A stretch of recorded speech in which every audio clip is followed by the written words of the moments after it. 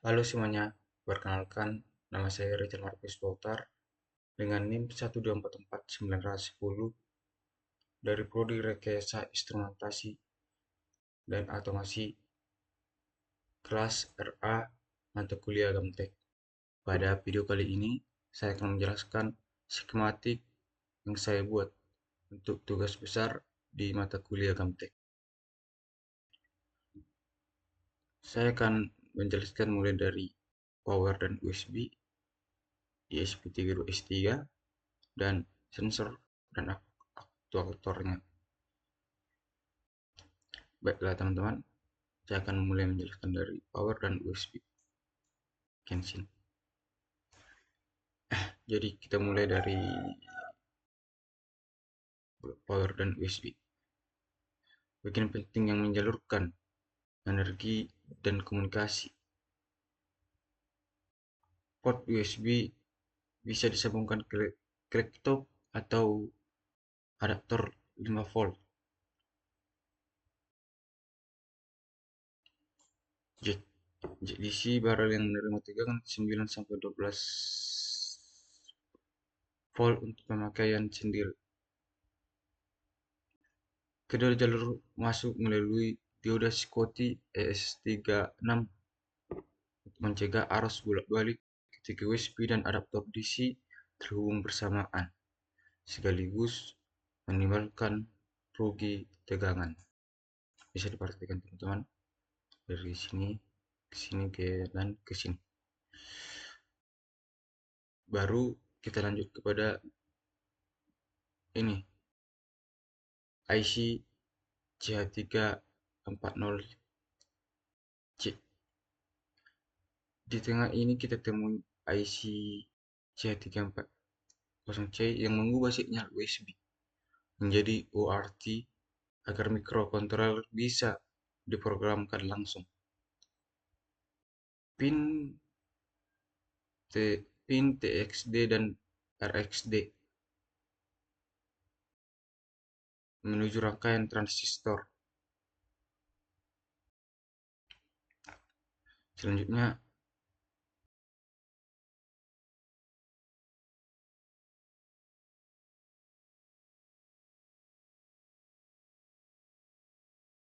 yang berhubungan dengan Q1 MMBT 22A dan Q2 MMBT 22A yang otomatis mengatur pin reset dan I0O atau bot. Jadi proses upload firmware dapat dilakukan tanpa menekan tombol manual. Kapasitor, rata-rata kapasitor itu microfarad. Di dekat chip berfungsi sebagai decoupling untuk meredam noise.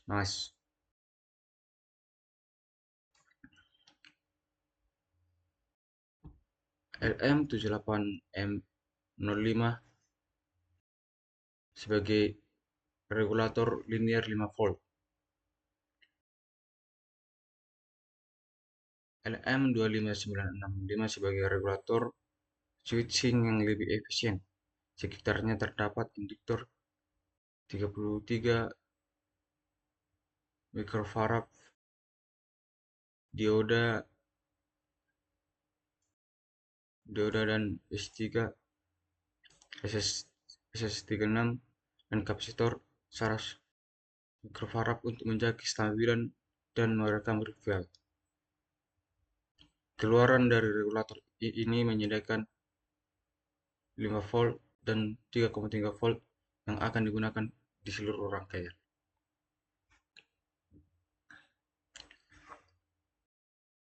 Terdapat voliview small.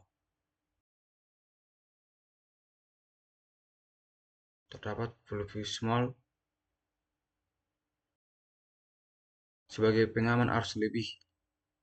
Sebuah jalur kemudian diteruskan ke titik distribusi GN di plus 5 volt,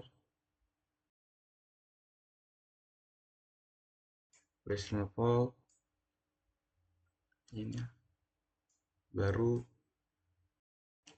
dan 3,3 volt yang siap dipakai ESP32S3 dan sensor. Oke, selanjutnya masuk ke ESP32S3.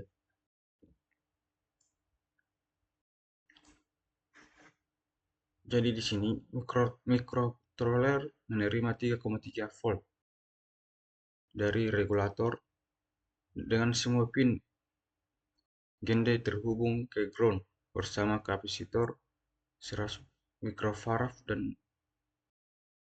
dan dekat pin PCC yang berfungsi menstabilkan arus dan meredam noise.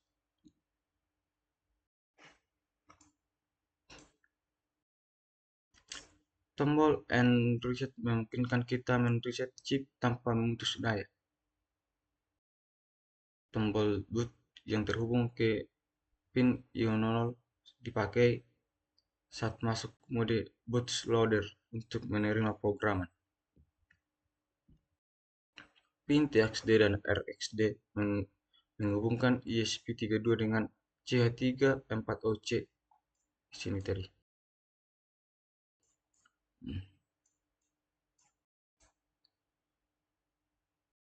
Untuk pemrograman dan debugging via USB. Jalur IC dan GPIO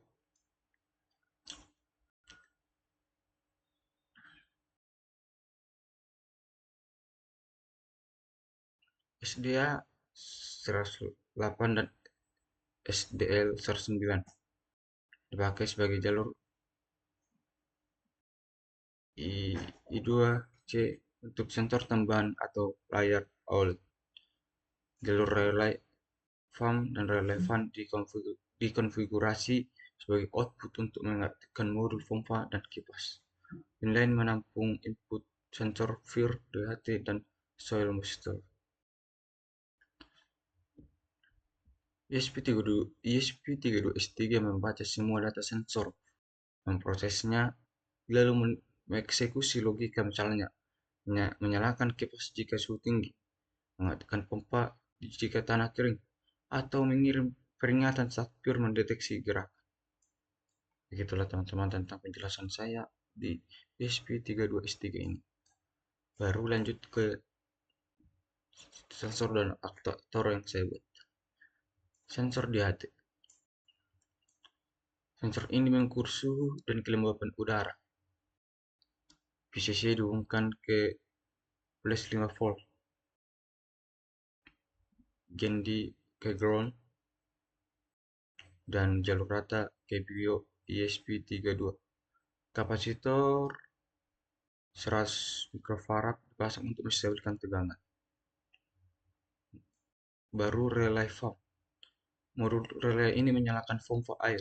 Input control dihubungkan ke pin relay FAM, diberi supply 5 volt dan dilengkapi kapasitor 100 mikrofarad untuk menyerap lonjakan arus soil.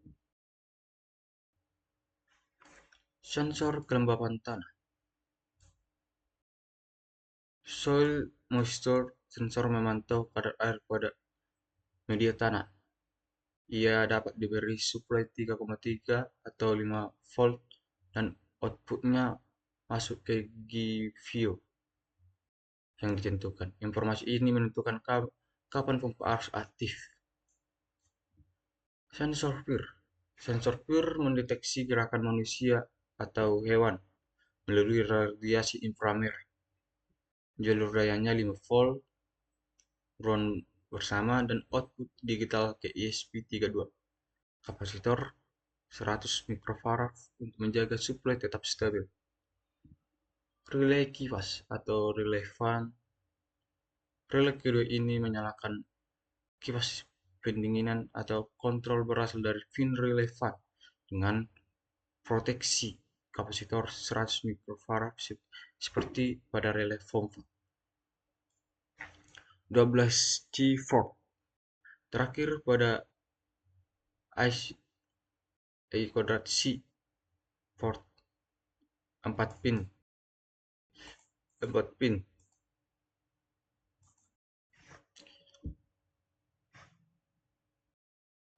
resistor pull up 47 kilo ohm disertakan pada jalur SDA dan SCL untuk memastikan komunikasi IC stabil. Kapasitor 100 mikrofarad meredam gangguan suplai. Port ini memudahkan menambahkan modul seperti OLED serta tekanan atau RTC. Begitulah teman-teman penjelasan saya di bagian ini. Nah, untuk itu bagi teman-teman masih di sistematik saya mungkin masih banyak masih beberapa kekurangan. Untuk itu tolong dimaklumi. Untuk yang terakhir, terima kasih untuk semua yang telah melihat video saya. Jika ada tutur kata dalam pengucapan, mohon dimaafkan. Demikian dari tugas video saya. Sekian dan terima kasih.